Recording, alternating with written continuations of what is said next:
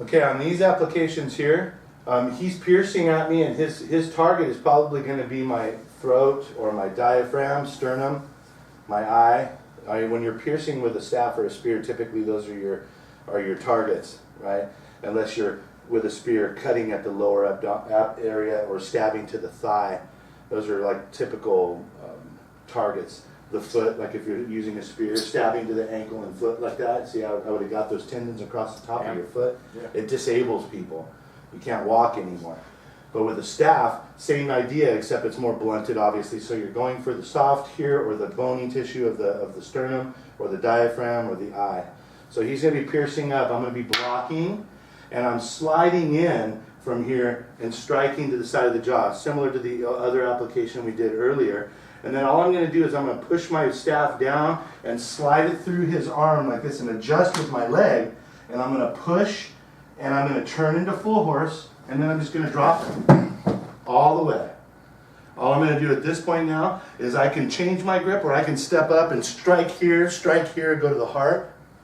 I want, okay?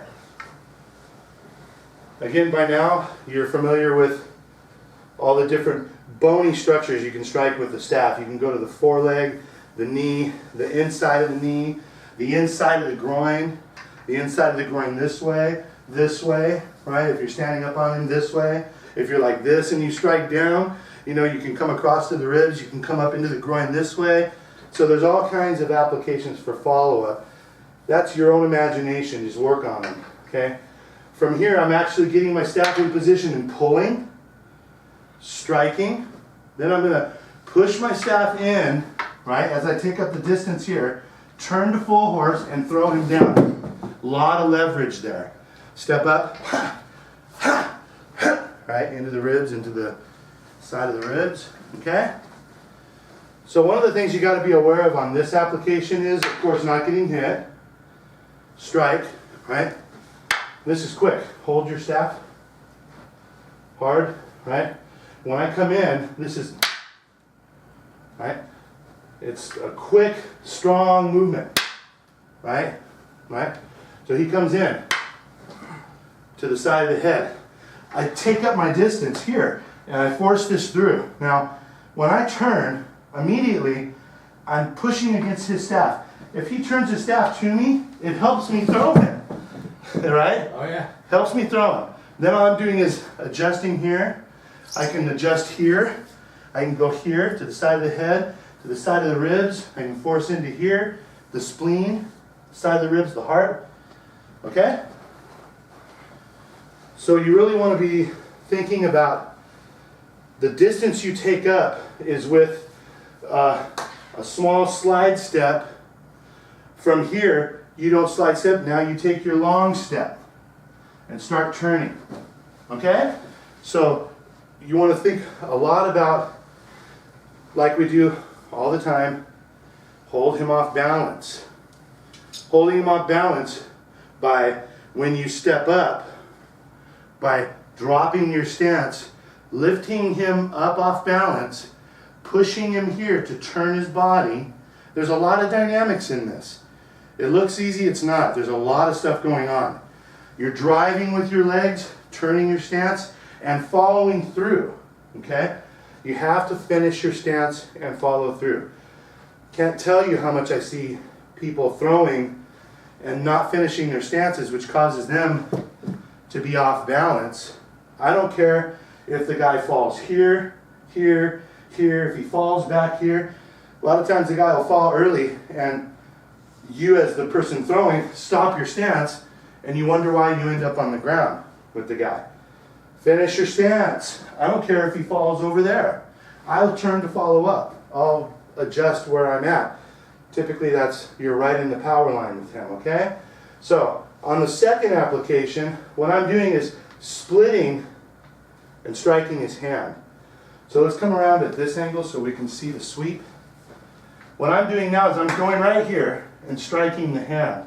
And then I'm piercing the throat by making a small step here. Again, securing my line straight immediately. Right? 1, 2, right there.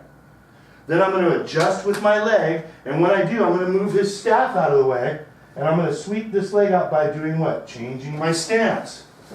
all the way. Finish your stance. Right here, I just drop it. And I can follow up here to the groin. I can strike to the side of the ribs. You can pierce, right?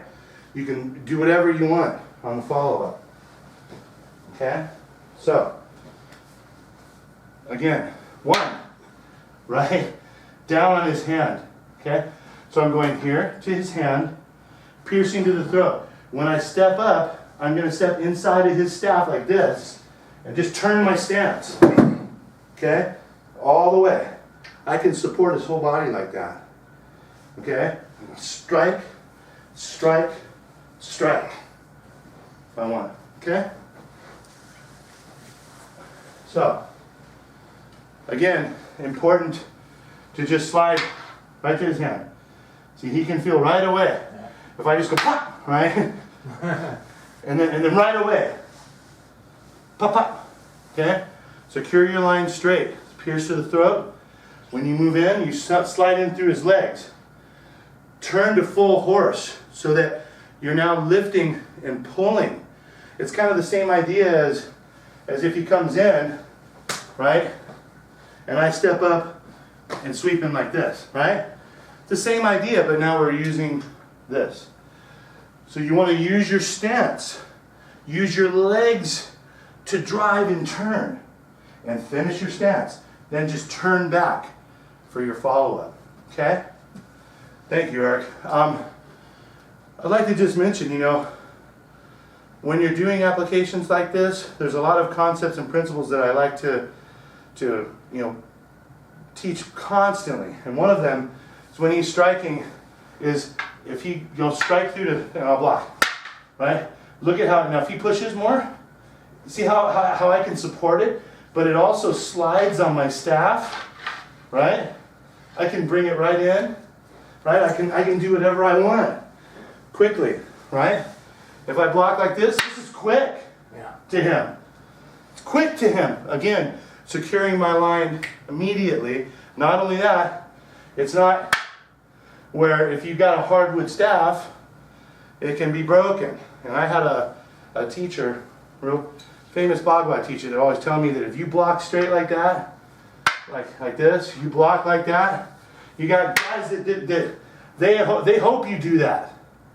Because what they do is they slide and they start piercing. They start piercing like this on you, and you got real trouble. And I've had Shaolin friends of mine that when the guy's striking down low to the belly, they talk about using fodging to block. I wouldn't trust that with my life. So I'm just trying to say, logically speaking, somebody striking low on me, I'm going to sweep block. Right? I'm going to sweep block and then start securing my line straight right away. You understand? If he's swinging around to the side, I block my side. Swing the other way. See how I block my whole upper gate. We talk about this in the exercises, right? So when he's coming in and I block my upper gate and follow through. Okay? So if he's shooting at my lower leg, right? He's shooting at my lower leg. It can be a low block. So as he's coming in, right, I go to kick stance and I block my lower gate. And then I can come in, start working. Okay, so again, a lot of times if somebody's coming at your lower leg, I got a whack right now. I secure my line to his eyeball, right? So I'll give you my ankle, I'm going to take your eyeball. So, like Jimmy would say, sometimes you give something to take something, okay? When you're dealing with weapons in a fight, it's like dealing with anything else, right? Okay, so just to explain a little bit of these concepts. My good friend and student Eric Lasoya, I appreciate your help. Thank you so much, my friend. Be careful when you're training with your partners. These are your training partners and your students and your fellow, Sansu people. You want to take care of them, okay? I hope you enjoy the video and get a lot of information out of it. Salute.